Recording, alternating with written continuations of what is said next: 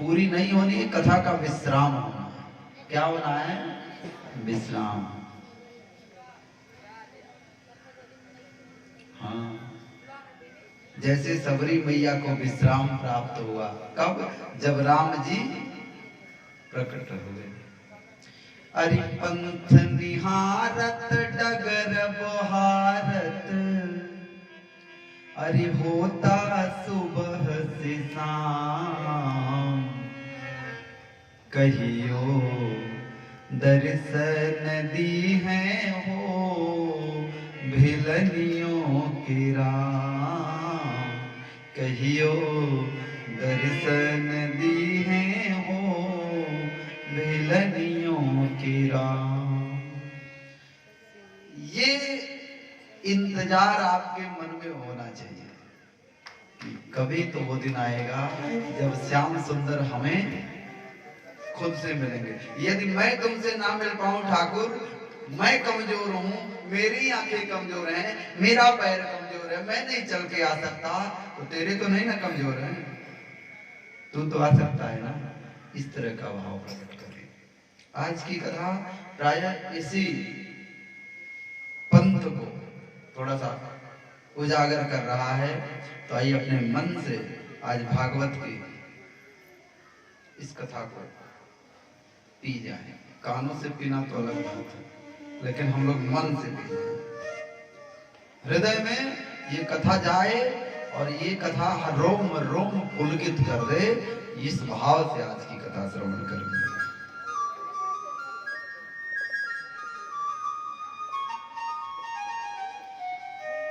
जानते हैं भागवत के 10वें स्कंद के अंतिम में एक वर्णन आता है। अंत में वर्णन क्या आता है? एक ब्राह्मण, भगवान कृष्ण का परम भक्त, कथा बड़े ध्यान से सुनिएगा मैया। एक ब्राह्मण भगवान के परम भक्त है, वो नियम से 8 याम की सेवा गोविंद की करते हैं। 8 याम। अच्छा, 24 घंटे में कितने पहाड़ होते हैं? 8 पहाड़। 3 घंटे का एक पहाड़ होता है।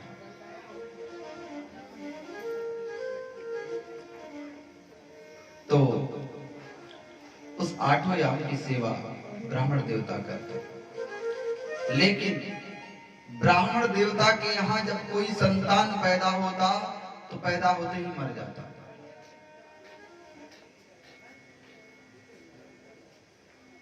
सावधानतया शृणु, सावधानी से सुने। वो बच्चे जैसे पैदा होते मर जाते, एक नहीं, ऐसे ऐसे पता नहीं कितने हुए और मर गए। परेशान होकर के पंडित जी द्वारिकाधीश के दरबार में आए। हाँ, और लगे चिल्लाने, हम तो आपकी सेवा करके बर्बाद हो गए, क्या फायदा है आपकी पूजा करने से, क्या फायदा है आपकी सेवा करने से, आपकी भक्ति करने से, जब कदम कदम पर ठेस लग रहा है। मुझे लगता है ये पंडित जी की नहीं, ये हम लोगों के मन की उद्गार थी जो पंडित जी कह रहे थे। कभी कभी हम लोगों के मन में आता है, जा देव इतना दुख दे दाटा तोरे भक्तिया कैलेस का पावत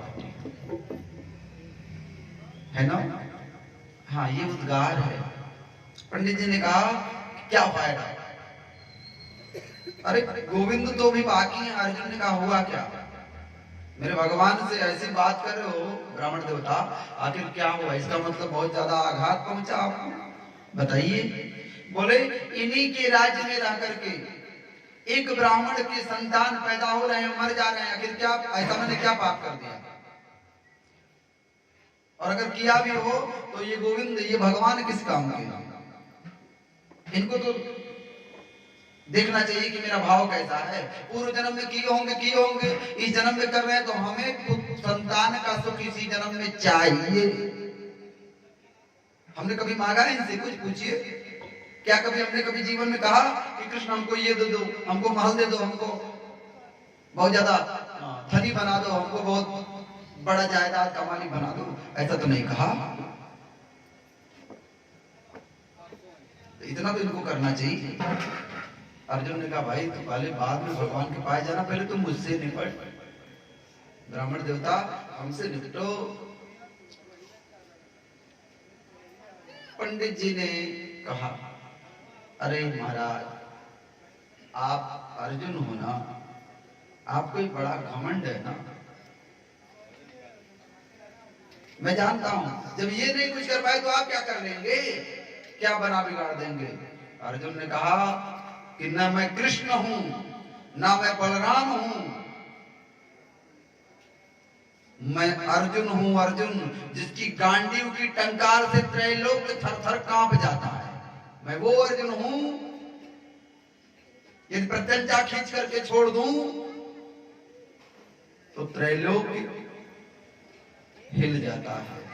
हाँ अभी क्या समझते हो ब्राह्मण देवता, मैं प्रतिज्ञा करता हूं कि मैं तुम्हारे होने वाले संतान की रक्षा करूंगा। अगली बार ऐसी स्थिति आए तो मुझे जरूर बताना। फिर से पत्नी गर्भवती हुई, संतान के पैदा होने का समय आया। अर्जुन को सूचित किया पंडित जी ने।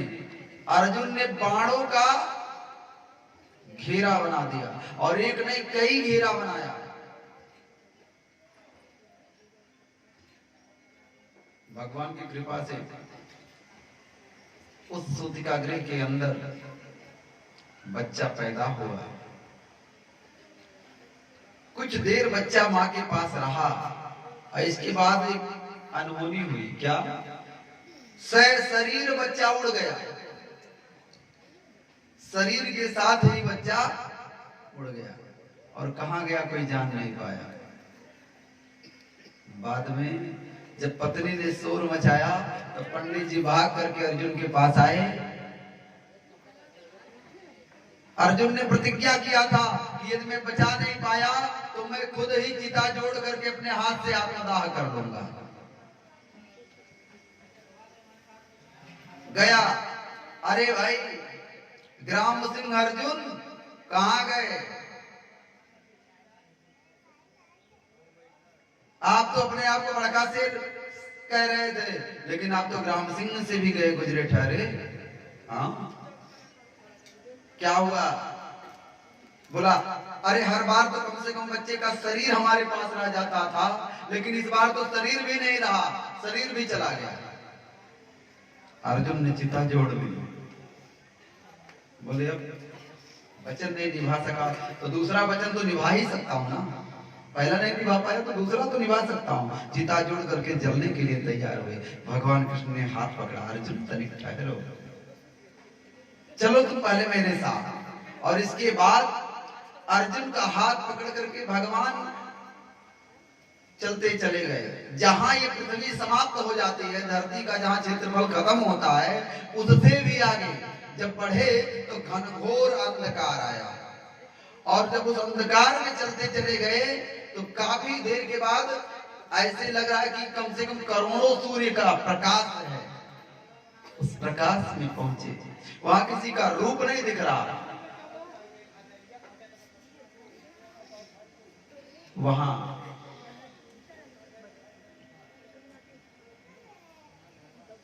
भूमा देवता, जिसे हम लोग आदि नारायण कहते हैं, परम ब्रह्म कहते हैं, वो भूमा देवता शून्य के रूप में रहता है। ऐसे लगता है एक दिव्य आभा है वहां, कोई तो है, वाणी वहां से आती है लेकिन रूप दिखता नहीं है। इसी को हम लोग निराकार ब्रह्म कहते हैं। और वही निराकार ब्रह्म जब चाहते हैं तो इस साकार सृष्टि को प्रकट कर देते हैं। इसलिए कभी निराकार और साकार में अंतर समझने का भूल करना नहीं चाहिए। जो निराकार है वही साकार है और जो साकार है वही निराकार है। ये प्रमाण है। अर्जुन को पकड़ करके लाए। भौमा देवता ने आवाज लगाई,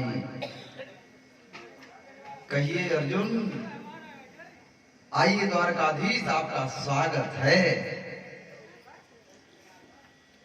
इसके बाद अर्जुन को पूरे तत्व के बारे में समझाया। सृष्टि के आदि से लेकर सृष्टि के अंत तक जो भी क्रिया होती है उसका कर्ता कौन है, उसका कर्ता धर्ता कौन है, ये उन्होंने बताया। अर्जुन, जो भी तुम करते हो वो तुम नहीं करते, वो तुमसे कराया जाता है, और जो कराया जाता है वह कराने वाला मैं हूं। मैं देखता हूं कि जो मैं दो प्रकार से सृष्टि को चलाता हूं, एक तो माया के द्वारा और एक कृपा के द्वारा। किसके द्वारा? हाँ, एक गाड़ी के जैसे जब लंबा सफर हो तो दो ड्राइवर होते हैं ना, गाड़ी में दो ड्राइवर होते हैं ना, कि एक को जब एक थक जाएगा तो दूसरा चलाने लगेगा ताकि यात्रा में कोई दिक्कत ना आए, इसीलिए दो ड्राइवर। तो मैं इस सृष्टि को चलाने के लिए दो ड्राइवर रखा हूं, एक तो अपनी माया और दूसरी अपनी कृपा, इससे चलाता हूं। जो फंस जाते हैं, जो अनाचरण में फंस जाते हैं, वो मेरी माया से त्रस्त होते हैं, और जो सदाचरण में फंस करके, जो सदा चार में आकर के सन्मार्ग पर चल करके मेरी आराधना करते हैं, वह मेरी कृपा से चलते हैं। सृष्टि को मैं दो प्रकार से चला देता हूं। हाँ, अर्जुन साष्टांग लौट गए। अर्जुन को आभास हुआ कि जो मैं को कूद कूद करके प्रतिज्ञा कर रहा था कि ना मैं केशव हूं, ना मैं बलराम हूं, ना मैं ये हूं, ना मैं वो हूं, अगर देखा जाए तो वास्तव में मैं कुछ भी नहीं हूं।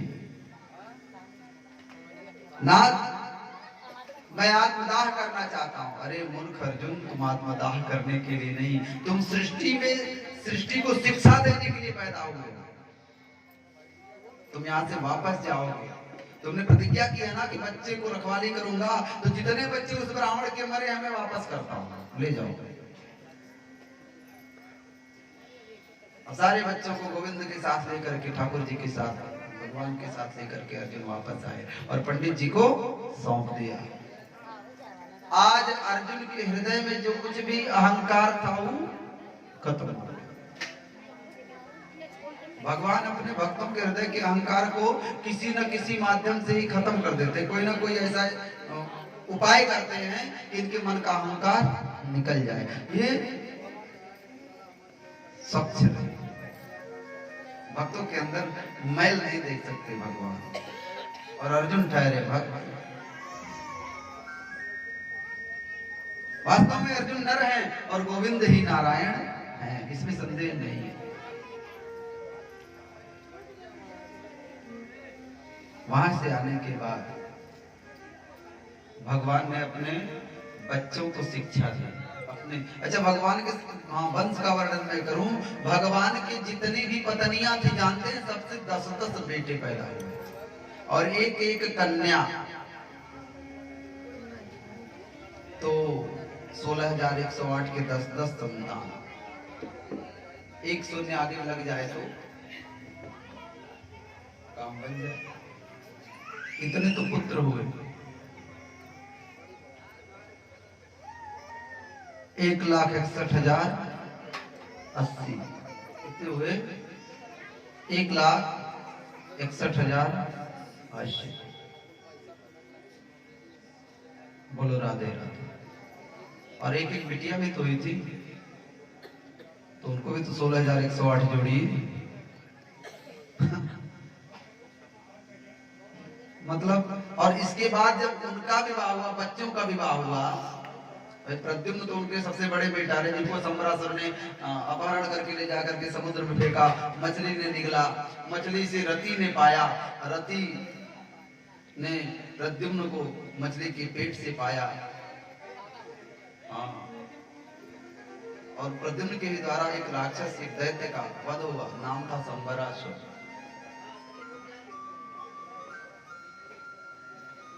ऐसे ही इनकी एक नाती का वर्णन, अनिरुद्ध का वर्णन आता है। अनिरुद्ध और उषा का बड़ा प्रसिद्ध कथा है। उषा कृष्ण की नाती अनिरुद्ध का सपने में ही जो है देख लेते हैं कि मेरा इनसे विवाह हो रहा है। सपने में, कभी मिली नहीं, कभी देखी नहीं, सपने में अनिरुद्ध से विवाह हो रहा है। तो उन्होंने अपनी सहेली से कुशा इत्यादि की व्यवस्था अगर हो गई हो तो पंडित जी को दे दिया जाए, कुशा इत्यादि लेकर के व्यवस्थित गए लेने। अच्छा ठीक है, जबकि रात में ही मैंने कर दिया था। अच्छा, बोले वृंदावन बिहारी लाल की, क्योंकि 11 बजने वाले हैं तो उधर का भी काम होता रहे, इधर भी होता रहे। प्रेम से बोलो राधे राधे। आप लोगों से निवेदन करूंगा कि चाहे कितनों हलचल हो जाए, आप लोग अपने ध्यान को नहीं इधर उधर ले जाए, कितनों हलचल हो जाए। प्रेम से बोलो राधे राधे। बोले वृंदावन बिहारी लाल की। तो उषा है बाणासुर की बेटी, और उषा की एक सहेली चित्रलेखा। चित्रलेखा ने चित्र बना करके पहचान करवाया कि कौन था। तो जब अनिरुद्ध का चित्र बनाती है तो उषा कहती है यही है। उषा रात में ही जाती है और सोते हुए अनिरुद्ध को उनके आसन सहित उठा लाती है और ला करके महल में विवाह करा देती, जो सपने में हुआ वो साकार करा देती। और समयानुसार जब उषा गर्भवती हुई तो महल में हल्ला हो गया कि अभी तो इसका वास्तव में विवाह तो हुआ नहीं। सारे लोग तो जानते नहीं कि शादी हो गया, तो अंदर अंदर हो गया तो हो गया। तो हल्ला होने लगा, बाणासुर आया, कौन है तेरा पति? तो निकल करके अनिरुद्ध जी आए, ससुर जी हम हैं। बंदी बना लेता है तुरंत। और यहाँ अनिरुद्ध गायब है, द्वारिका में खोज पड़ी है। और जब पता चलता है कृष्ण को, तब वह अनिरुद्ध को छुड़ाने के लिए आते हैं। बाणासुर महादेव का बहुत बड़ा भक्त, तो बाणासुर के महल की रक्षा करने के लिए महादेव स्वयं द्वारपाल के रूप में खड़े हैं। कृष्ण को देख करके महादेव ने प्रणाम किया और कहा कहाँ जा रहे हैं? बोले बाणासुर ने हमारे नाती को किडनैप किया, हम उसको छुड़ाने जा रहे हैं। कहते देखिए साहब, आप अपने नाती के लिए आए हैं तो हम भी अपने भक्त के लिए खड़े हैं। यदि आपको महल में प्रवेश करना है तो पहले हमसे लड़ लीजिए, युद्ध करिए, हमको हरा दीजिए, तब जाइए। और देख लीजिए, भक्त के लिए दो भगवान आपस में लड़े, कृष्ण और महादेव। शंकर जी और कृष्ण भगवान में युद्ध हुआ। महादेव ने जो छोड़ा उसे माहेश्वर ज्वर कहा गया। उनका अस्त्र क्या था? तो माहेश्वर ज्वर। संत लोग विनोद में इसका व्याख्या करते हैं कि जो मौसम बदलने पर बुखार उखार पकड़ता ही भोलेनाथ का था, छोड़ा माहेश्वर ज्वर। और जब बुखारवा चढ़ी जाला, हाली उतरत नहीं, 15-15 दिन एक महीना, वो कृष्ण भगवान वाला था, उसका नाम था विष्णु ज्वर। जैसे कृष्ण टेढ़े वैसे उनका ज्वर भी टेढ़ा। इसलिए तो गोपियां गाती हैं, तू टेढ़ा तेरी टेढ़ी रे नजरिया, टेढ़ी रे तेरी गोकुल नगरिया। कहती है ना, ये बड़े टेढ़े, अगर कोई हथियार भी छोड़ते तो बड़ा टेढ़ा है। तो माहेश्वर ज्वर विष्णु ज्वर के सामने नतमस्तक हो गया। इस कथा को जो सुनता है ना, उसे ज्वर पीड़ा ज्यादा देर तक सताती नहीं, उतर जाता है, आता है और उतर जाता है। यदि माहेश्वर ज्वर चढ़ा है तो विष्णु ज्वर उसको उतार देता है। प्रेम से बोलो राधे राधे। इसके बाद गोविंद ने उस अभेद्य नगर को भेद करके नगर में प्रवेश किया और बाणासुर को परास्त करके बाणासुर की महल से अपने नतोहों के साथ अपने नाती को मुक्त कराया। वहां से आने के बाद देखिए जैसे राम कथा में रामचरितमानस में उत्तर अंतिम में आता है कि राम जी अपने नगर वासियों को अयोध्या वासियों को समझाते हैं, वैसे ही कृष्ण ने भी समझाया। राम जी जो समझाते हैं वही कृष्ण भी समझाते हैं। राम जी कहते हैं बड़े भाग मानुष तन पावा, सुर दुर्लभ सब ग्रंथ निगावा। बड़े भाग्य मानुष तन पावा, सुर दुर्लभ सब ग्रंथ निगावा। साधन धाम मोक्ष कर द्वारा, साधन धाम मोक्ष कर द्वारा। साधन धाम मोक्ष कर द्वारा। साधन धाम मोक्ष कर द्वारा। साधन धाम मोक्ष कर द्वारा। साधन धाम मोक्ष कर द्वारा। पाई न देहि परलोक समारा।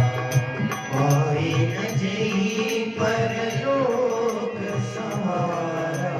पाई न देहि परलोक समारा।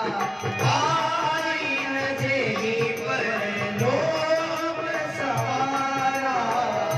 पाई न देहि परलोक समारा। पाई न जेहि परलोक समारा।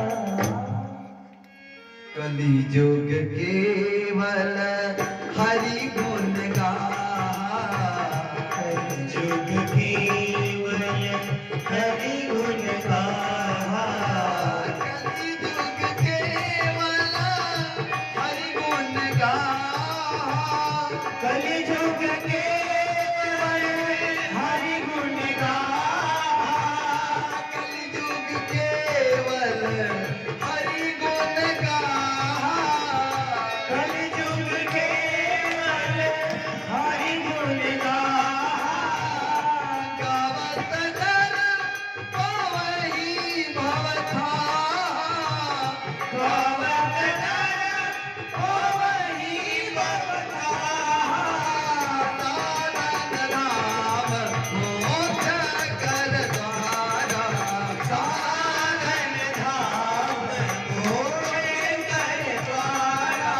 मोक्ष कर द्वारा। मोक्ष कर द्वारा। मोक्ष कर द्वारा।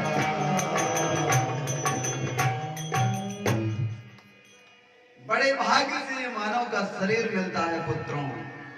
राम जी ने भी कहा अवधवासियों ये शरीर ऐसे नहीं, बड़े भाग्य से मिला। देवताओं को भी ये शरीर दुर्लभ है। जो शरीर लेकर के आप हम सब यहाँ बैठे हैं ना, ये देवता लोग भी तरसते हैं पाने के लिए साहब।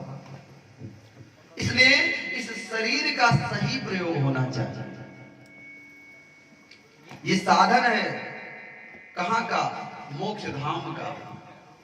यदि इससे सम्यक रूप से अपने कर्मों को किया जाए, वैदिक मार्ग जो बताता है वेद शास्त्र, उस मार्ग पर चल करके अगर जीवन को जिया जाए तो ये मुक्ति दिला देता है। और यदि हम कुमार्गगामी हो जाते हैं, यदि हम दुराचारी हो जाते हैं, यदि हम अधमी हो जाते हैं, तो यही शरीर हमें नरक में पहुंचा देता है। हाँ, इसीलिए पुत्रों ज्यादा से ज्यादा प्रभु का भजन करना चाहिए। इस तरह से समझाते हैं राम जी, इसी तरह समझाते हैं कृष्ण जी। और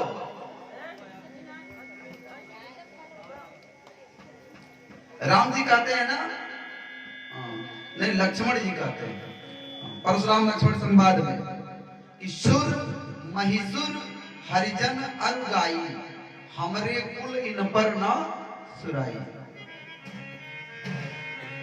तो कृष्ण भी कहते हैं कि देवताओं का, महिषुर माने ब्राह्मणों का, हरिजन माने भगवान के भक्तों का, हरिजन भगवान के भक्त, और गाय इन पर कभी अपनी वीरता दिखानी नहीं चाहिए।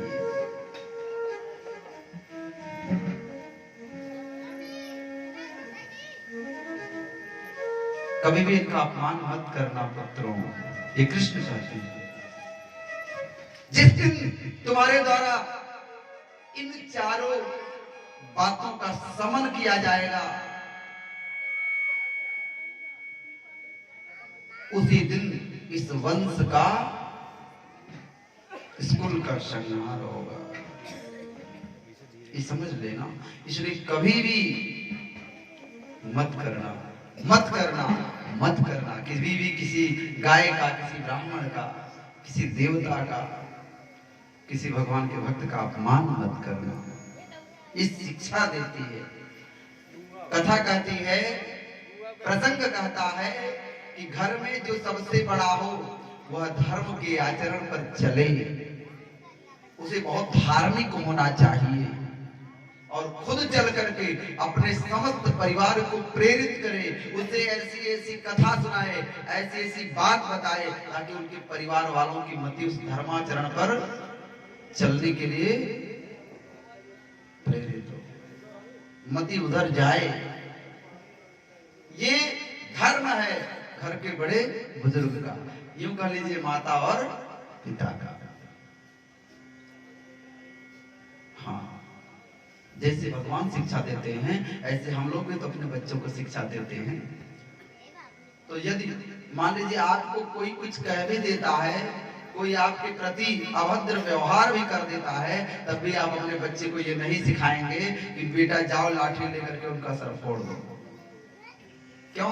क्योंकि उस अभद्रता का व्यवहार जो उन्होंने किया है उसके ऊपर तो उनकी लाठी पड़ने वाली है, तो अपनी लाठी डालने की जरूरत नहीं है। ये निश्चित है। यदि आपने संतोष किया तो परमात्मा कहते हैं कि फिर मैं उसके लिए खड़ा होता हूं, और परमात्मा की लाठी में चोट नहीं होता भाई। हाँ, दो चार दृश्य तो मेरे सामने घूम रहा, मैं नहीं कह सकता क्योंकि मुझसे जुड़े हुए लोग हैं, मैं उनके बारे में नहीं कह सकता, मंच की गरिमा है। लेकिन ये उदाहरण देख करके मुझे लगता है कि जो परमात्मा आज समझा रहे हैं एकदम सत्य समझा रहे हैं कि अपना किया आगे आ ही जाता है। अगर हम किसी के साथ गलत व्यवहार करते हैं तो निश्चित ही इसी जन्म में, किसी और जन्म में नहीं, इसी जन्म में, इसी पृथ्वी पर उसका हमें प्रायश्चित भोगना पड़ता है। अपने ही खड़े हो जाते हैं भोगवाने के लिए। प्रेम से बोलो राधे राधे। और इस संसार में जितना अपनों से डर है उतना गैरों से नहीं। आप देख लीजिए बाहर जाते हो यात्रा उत्रा में, कभी तीर्थ में, तो कई लोग सहयोगी भी मिल जाते हैं और कई लोग ऐसे भी अपने होते हैं जो साथ में जाते हैं और अपने जबिया काट लेते हैं। बोलो वृंदावन बिहारी लाल की। हाँ, ये शिक्षा दी। इसके बाद अपने पिता वसुदेव से भगवान ने यज्ञ करवाया और यज्ञ में पांडवों को बुलवाया, वृंदावन वालों को बुलवाया, सबको बुलवाया, गोपियों को बुलवाया, सबसे भगवान वहां मिले। भगवान वहां सबसे मिले। उस यज्ञ के बाद बलराम जी चले गए घूमने, और घूमते घूमते नैमिषारण्य में आए तो वहां सूत जी का वध कर दिया उन्होंने। बोलो राधे राधे। भाई होनिहार को कोई टाल नहीं सकता ना। कोई ऐसी अभद्रता देखी कि उन्होंने सूत जी को मार दिया। इसके बाद धीरे धीरे धीरे धीरे अभी वही प्रभास क्षेत्र की बात है, कृष्ण के परिवार वालों ने मदिरा पी। क्या पिया? मदिरा पिया, मधुशाला का पानी वो पिए। अच्छा, मदिरा करता क्या है? पहले मदमस्त कर देता है, बुद्धि हर लेता है।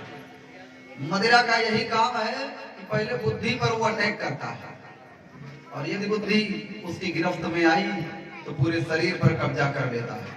भाई इस शरीर को कब खाना है, कब चलना है, कब सोना है, या कौन ऑर्डर करता है? ब्रेन ही करता है ना, बुद्धि करते हैं उसको। और यदि उस मदिरा के गिरफ्त में ये ब्रेन आ गया तो फिर पूरा शरीर उसका है। जैसे किसी देश के राजा पर अगर कोई कब्जा कर लिया तो समझ लीजिए पूरे देश पर कब्जा कर लिया। तो यही हाल हमारे शरीर का है। अब पूरा शरीर कब्जे में नहीं, अपने ही भाइयों को गाली बकने लगे। महाराज आखिर ये हुआ क्यों, आखिर इसका कारण क्या बना? परीक्षित ने तुरंत पूछा। बोले सुनो तब ध्यान से, मैं यही चाहता था कि तुम कुछ पूछो। तो कहे एक बार कुछ संत इनके राज्य में चातुर्मास्य करने के लिए आए। चातुर्मास्य का मतलब भादो के महीने से लेकर के कार्तिक के महीने तक, हरिशयनी एकादशी से लेकर हरि प्रबोधनी एकादशी तक, देवउठनी एकादशी तक चातुर्मास्य होता है। और इसमें जो संत भगवंत, संत महात्मा, भक्त होते हैं, ये ज्यादा से ज्यादा जप करते हैं। भगवान जब शयन में होते हैं तो ये लोग भगवान का भजन कीर्तन करते हैं, क्योंकि जिस समय हरि शयन में होते हैं उस समय अत्याचार बढ़ता है दुनिया में, पापियों का, दैत्यों का, राक्षसी प्रवृत्तियों का प्रभाव बढ़ता है। तो उस समय ये भगवान की प्रार्थना में, भजन में रहते हैं ताकि सृष्टि की रक्षा होती रहे। सृष्टि की रक्षा, पालनहार शयन में है तो भजन ही उनका रक्षा करता है, इसलिए वो भजन करते हैं। तो इन महात्माओं के साथ एक बार सांब नाम का एक कृष्ण की कुल का लड़का है, है तो लड़का लेकिन देखने में बिल्कुल स्त्री के जैसा है, शरीर पर रोए नहीं है और गोरा चिट्टा, अच्छा वाणी भी स्त्री के जैसी।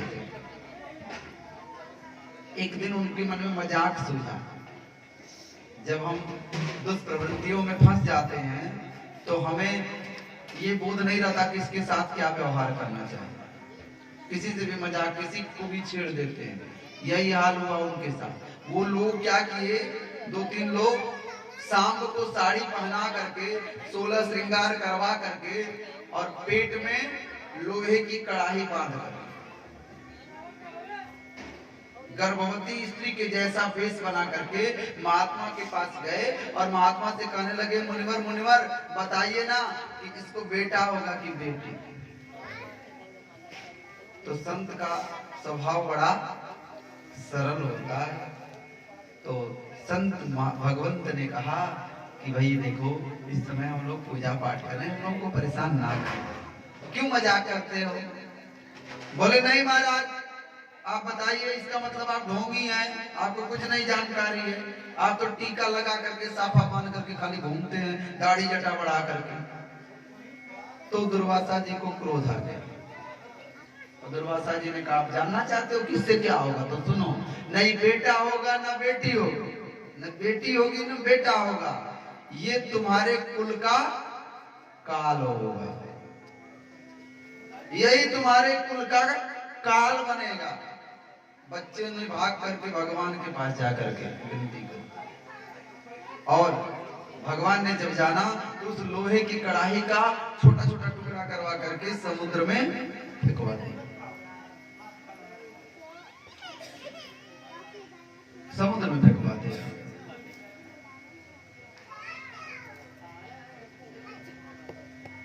एक कथा भी पीछे छूट रही थी, उस पर भी मैं प्रकाश डालना चाहता हूँ। भगवान श्री कृष्ण ने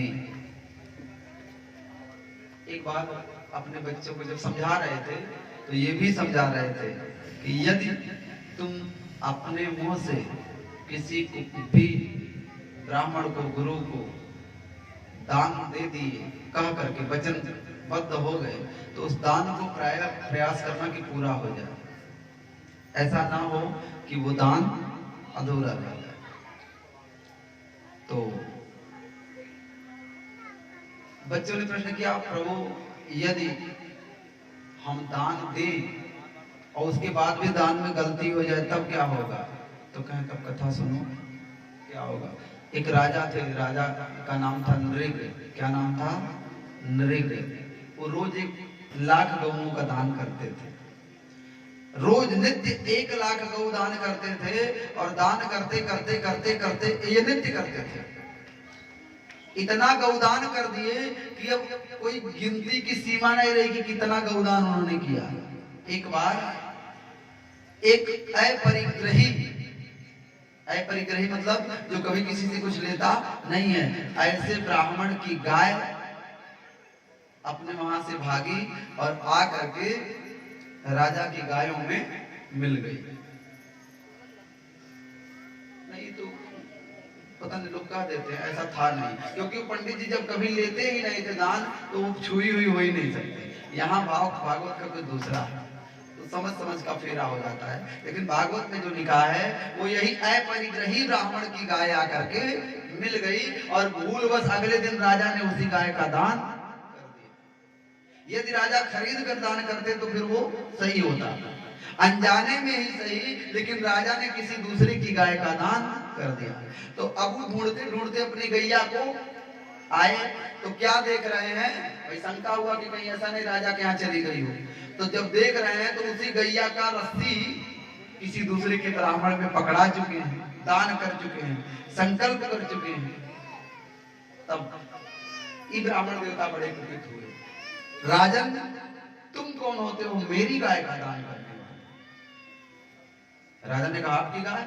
और जब पता लगवाया गौशाले के रखवारों से तब पता चला हाँ नाथ ये अपनी गाय नहीं किसी और की, ये इन्हीं ब्राह्मण देवता की गाय है। राजा ने कहा तो एक काम करो भाई, भूल हो ही गई है महाराज, आप इस गाय के बदले में जितना धन चाहो ले लो। पंडित जी ने कहा मैं लोभी नहीं हूं धन का, मुझे धन नहीं चाहिए, मैं किसी का दिया दान नहीं लेता, मेरा स्वभाव है।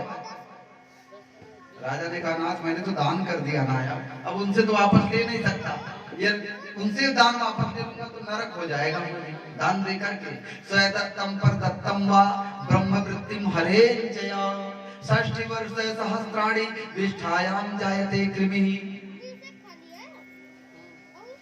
यदि अपने दिए हुए का या दूसरे के दिए हुए का ब्रह्म वृत्ति है, ब्राह्मण को दे दिया गया है, कोई चुरा लेता है ना, हरण कर लेता है, छीन लेता है, तो उसे 60 वर्ष सहस्राणि 60,000 वर्ष तक विष्ठायाम जायते कृमि, विष्ठा का कीड़ा बनना पड़ता है, गंदगी का कीड़ा बनना पड़ता है।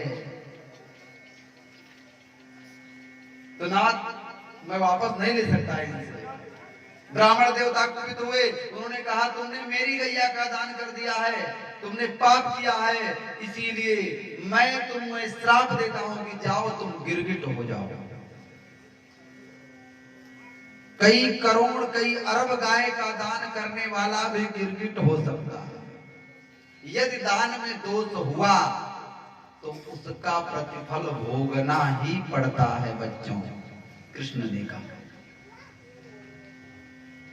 इसलिए बड़ी सावधानी से कहीं भूल ना हो जाए, यदि भूल हो गया तो दिक्कत।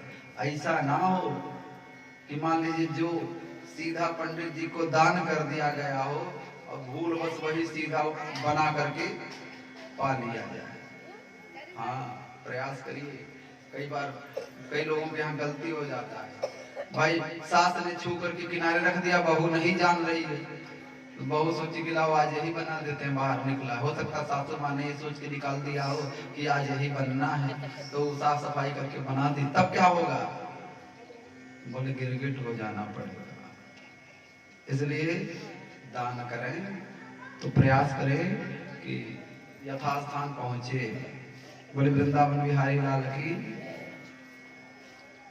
तो ये सारी बातें बताई, लेकिन आज क्या हुआ, जिस चूरे को उन्होंने समुद्र में डलवाया था उसी समुद्र के पास जाकर के ये लोग मारपीट करने लगे और वही लोहे का चूरा घास बन करके प्रकट हुआ,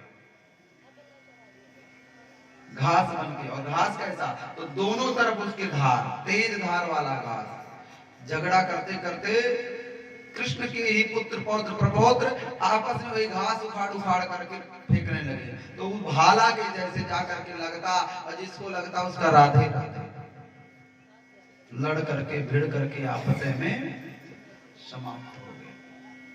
इसके बाद भगवान ने जब जान लिया कि अब सब समाप्त हो गए, जितने भी उस तरह की बुद्धि वाले थे, भ्रष्ट बुद्धि वाले, सब समाप्त हो गए, तब भगवान एक पीपल के वृक्ष के नीचे आराम से लेट गए।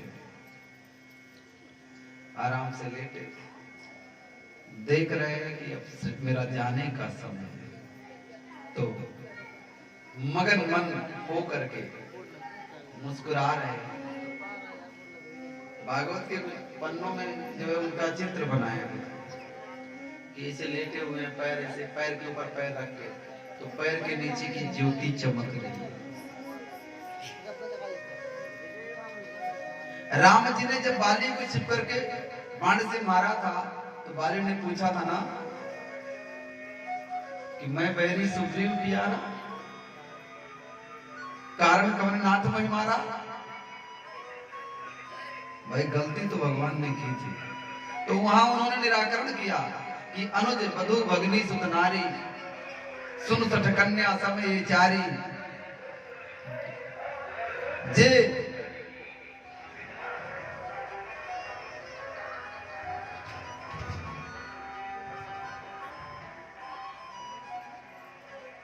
इन्हीं उदृष्टि निहारहि जोई, अताहि बधे कछु पाप ना होई। भाई इनके मामूली ना समझिएगा, ये मानस मर्मज्ञ हैं। हाँ ऐसे ना समझिएगा, मैं चौपाई से कहीं भटक भी सकता हूँ, लेकिन ये भटकते नहीं है। प्रेम से बोलो राधे राधे। हाँ इनका पूरा मतलब हमको नहीं मालूम कब से ही रामायण पढ़ रहे हैं, और ये खाली भी नहीं रहते, हमेशा रामायण रामायण रामायण रामायण। कहाँ है रामायण? गुरु जी गा रहे हैं, गुरु जी भी 5 मिनट बाद फोन कर रहे हैं। तो ये ना समझिएगा कि लड़के लड़के आए हैं तो सब ऐसे हैं, सब अपने आप में भगवान की कृपा के विशेष पात्र हैं। प्रेम से बोलो राधे राधे।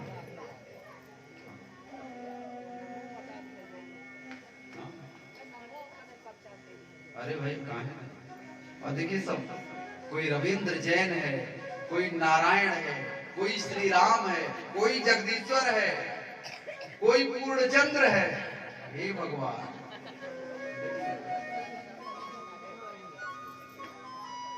और यहाँ भी कोई गोपाल है, कोई बलराम है, कोई कृष्ण है, कोई माधव है, कोई माधवी है। यहाँ भी कम नहीं है। ये क्या संजोग बना है ठाकुर जी के। हाँ ठीक है, प्रेम से बोलो राधे राधे। सब वही है, मिला जुला स्वरूप। इससे प्रतीत होता कि सकल सृष्टि उन्हीं की ही है और उन्हीं का रूप है। खाली बस डिजाइनों अलग अलग बा, जैसे कपड़वा हम लोग अलग अलग डिजाइन का पहनते हैं, जेवर गहना अलग अलग डिजाइन का पहनते हैं, ऐसे डिजाइन सबका थोड़ा अलग है, बाकी तो है सब कुछ वही। भाई सोना तो वही होता है, जेवर अलग अलग प्रकार के, कोई नाक में अलग, तो कान में अलग, गले में अलग, हाथ में अलग, और पता नहीं कहाँ कहाँ अलग। हाँ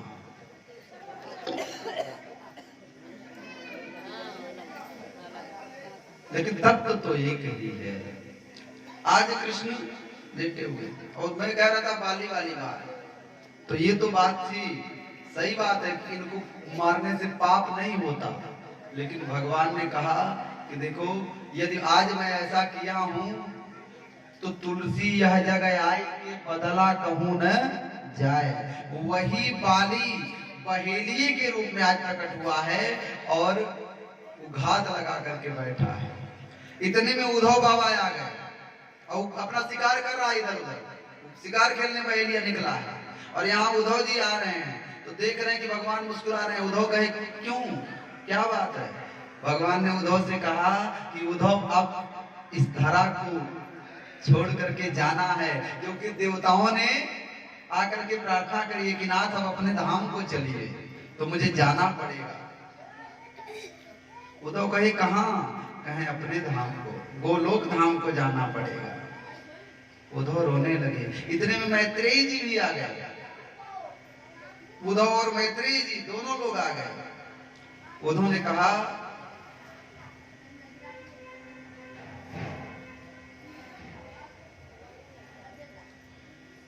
दिल के टुकड़े टुकड़े करके मुस्कुरा के चल दिए। कहाँ चले? हंस करके मुस्कुरा करके।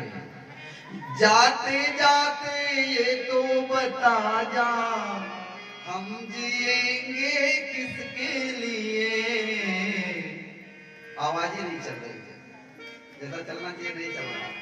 अपना है लेकिन क्या करें, उद्गार है निकल जाता है। बताओ हम कैसे जिएंगे, कैसे रहेंगे तुम्हारे बिना कन्हैया।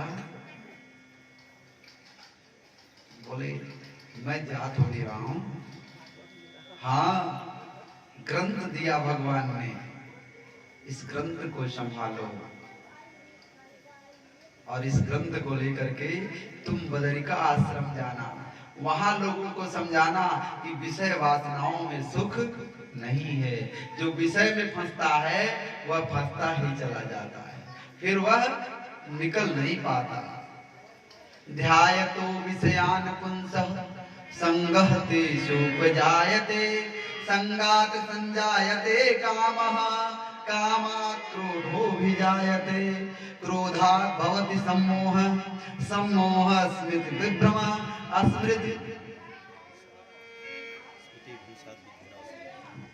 स्मृति भ्रंशात् बुद्धिनाशो, बुद्धिनाशः प्रणश्यति। नारायण जी के लिए ताली है, गीता के श्लोक इनको याद है। स्मृति भ्रंशात् बुद्धिनाशो, बुद्धिनाशात् प्रणश्यति। विषयों का ध्यान करने से, उसका संग करने से क्या पैदा होगा? संगात संजायते काम, वह काम को प्रकट करता है। कामात क्रोधो भी जायते, काम क्रोध को पैदा करता है, क्रोध से भ्रम होता है, क्रोधात् भवति सम्मोह, भ्रम होता है। और यदि बुद्धि उसमें फंस गई तो बुद्धि का नाश हो जाता है, और बुद्धि का नाश जिसका हो जाता है उसको मिटना पड़ता है। ये अपने वंश की साथ जो हुआ वह बता रहे हैं कि ऐसे ही मेरे वंश का भी समन हुआ।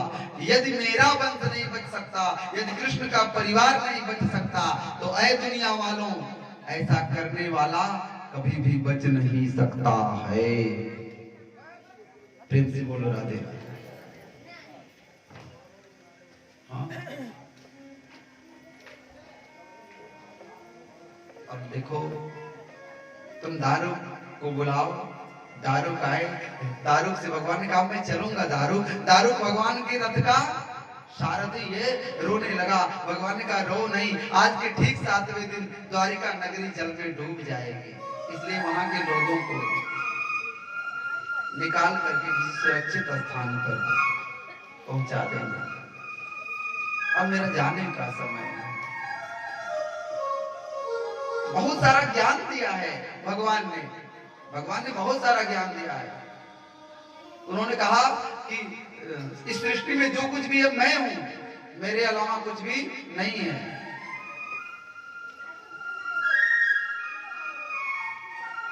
सृष्टि में जो भी श्रेष्ठ है वो मैं हूं, या जो भी कनिष्ठ है वो भी मैं ही हूं, मेरे अलावा कोई सृष्टि में नहीं है। महीनों में मैं मार्गशीर्ष हूं। भगवान ने क्या कहा? महीनों में मैं मार्गशीर्ष, माने अगहन का महीना हूं। और आप इस अगहन के महीने में परम पावनी कथा को श्रवण कर रहे हैं। संजोग देखिए, आज अगहन महीने की पूर्णिमा तिथि, आज पूर्णिमा, और इस भागवत की आयोजन की भी पूर्णिमा है। ये एक विशेष मुहूर्त में, एक विशेष महीने में, एक विशेष मौसम में, कभी दिसंबर के महीने में इस तरह का मौसम इस समय हमने देखा नहीं था जो इस समय हो रहा है। पहली बार देख रहा हूं ऐसा मौसम, कथा हो रही है। क्यों? क्योंकि भगवान ने कहा कि महीनों में मैं मार्गशीर्ष हूं। मासा नाम मार्गशीर्षो हूं। देवताओं में मैं इंद्र हूं, पितरों में मैं अर्यमा हूं, मनुष्यों में स्वयंभू मनु हूं,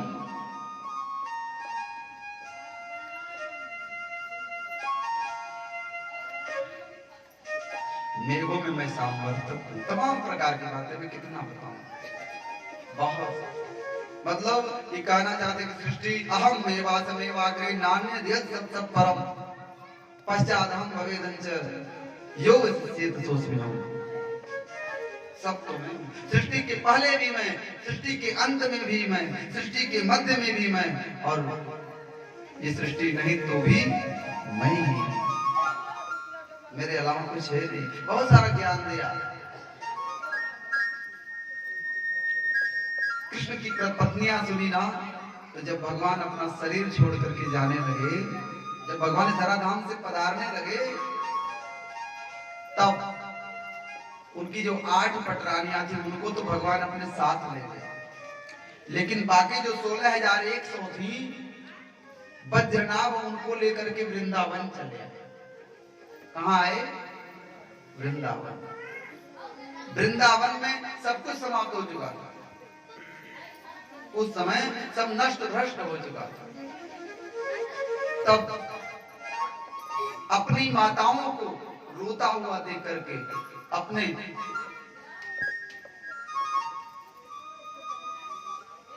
परम स्नेही पुरोहित जी को, शांडिल्य जी को जगन्नाथपुरी से बुलवाया। उस समय शांडिल्य मुनि जगन्नाथपुरी में थे, वहां से बुलवाया और बुलवा करके उनसे पूछा कि मेरी माताओं का दुख कैसे दूर होगा। तब शांडिल्य मुनि ने कृष्ण के जन्म स्थान को दिखाया, और उसी जन्म स्थान पर वो शिला, जिस शिला पर देवकी ने कृष्ण को जन्म दिया था, उसी शिला से 7 मूर्तियां, भगवान का 7 विग्रह बने। वृंदावन के 7 ठाकुर हैं विशेष, और अलग अलग पंडित जी लोगों ने उनको प्रकट किया उसमें से। और जहां उन 7 ठाकुर का मन किया वहां जाकर के बस वे भक्तों के साथ चले गए। जयपुर में गोविंद देव जी हैं इस समय, जयपुर में गोविंद देव जी हैं, दर्शन करना चाहिए। राधा वल्लभ, गोपी वल्लभ, राधा रमण इत्यादि जो स्थान है, ये उसी शिला से वज्रनाभ ने निर्माण कराया। ये वृंदावन का रहस्य है। आप जाएंगे ना तो उसी विग्रह का दर्शन करने को पाएंगे जिस शिला पर भगवान ने जन्म लिया। इसलिए देखिए कितने दिव्य रूप। श्री हरिदास ठाकुर बाके बिहारी जी को वहां प्रकट किए।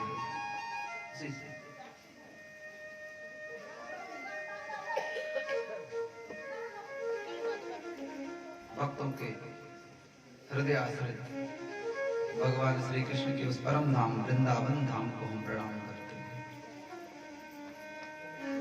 भगवान अपने धाम को पधारे, आकाश से पुष्प की वर्षा हो रही है, और जब भगवान के पधारने का वो दिव्य मुहूर्त आया, उसी समय भगवान के पैरों की चमकती हुई ज्योति को हिरण की आंख समझ करके बहेलिया ने तीर मारा। तीर जाकर के गोविंद के चरणों में लगा। आह जब निकली तो सुन करके मनुष्य की आवाज दौड़ करके आया भगवान के पास, दौड़ करके आया और आ करके पकड़ लिया चरणों को। नाथ मुझसे बहुत बड़ी भूल हो गई, मैंने जान के आपको, मैं तो हिरण को समझ के मारा। तब भगवान कृष्ण ने बताया कि तू कोई बहेलिया नहीं, तू तो वाली है। अबकी बार बहेलिया बन करके बदला ले लिया तूने, और जैसा मैंने कर्म किया था उसका फल मैंने भी पाया। तो सोचिए जब भगवान कर्म का फल पाते हैं तो इंसान को तो, और यहाँ तो महाराज कितने लोग कितने को रोज काट दे रहे हैं, उनका क्या होगा हमारी तो समझ से परे है, सही में चकरा जाती है कि उनका कौन सा स्थान बनाया होगा भगवान ने, कहाँ जाएंगे। एक तीर मारने पर तो ये दशा है, ये भगवान की व्यवस्था है। प्राणों की ज्योति निकली और जा करके उद्धव जी के हाथ में जो भागवत थी उसी में समा गई। इसीलिए कहता हूं कि भागवत कोई पुस्तक नहीं है, स्वयं श्री कृष्ण ही हैं। प्रेम से बोलिए भागवत भगवान की जय। इसलिए भागवत को भगवान कहा जाता है। स्वधाम गमन की कथा समझ में आ गई। समय अभाव के नाते हो सकता हूं मैंने थोड़ा इधर उधर कर दिया हो, वो अलग बात है, लेकिन प्रयास किया हूं कि जान जाइए कि कैसे भगवान गए। समय अभाव में भाई कुछ भी हो सकता है, और इसके लिए तो मैं ठाकुर से भी क्षमा मांगता हूं कि बाल बाड़ी से अगर कहीं अशुद्धि आ जाए तो क्षमा कर देना।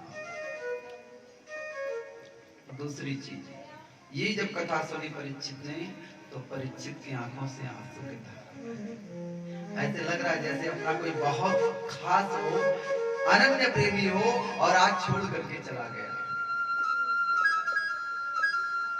तुरंत सुखदेव जी ने कहा कि देखो अब मैं भी जाना चाहता हूं, कथा हो गई, अब मुझे भी आज्ञा दो, मैं भी चलूं।